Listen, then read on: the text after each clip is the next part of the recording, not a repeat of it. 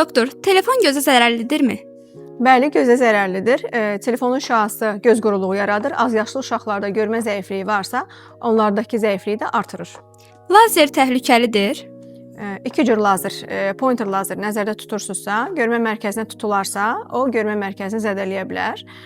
Digər lazer üzü olan lazer epilyasiyası isə o da düzgün əməl olunmayanda, eynək taxılmayanda, göz yumulmayanda görmə mərkəzinə lazer şüası düşərsə, görmə mərkəzi zədələnər və korluq ola bilər.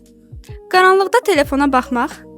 Qaranlıqda telefona baxmaq zərərlidir, göz quruluğu və göz yorğunluğu yaradır. Eynək gözü tənbəlləşdirir. Eynək taxmamaq gözü tənbəlləşdirir. Uşaqlar niyə zəif görür? Uşaqlarda zəif görmə ya genetik olur, ya da telefona çox baxan uşaqlarda ola biləcək görmə zəifliyi artır. Göz qaşınması normaldır. Göz qaşınması normal deyil, bu allergik durumlarda olur. Kontakt linza təhlükəlidir. Kontakt linza əgər gigiyena qaydalarına əməl olunmadan istifadə olunursa, təhlükəlidir və gecə yatanda taxmaq üçün nəzərdə tutulan kontakt linzalar var. Bunları taxmaq, yatmaq olar, amma digərlərini isə gözünüzdə ikən yatmaq olmaz. O zaman təhlükəlidir. Göz yorğunluğu necə keçir?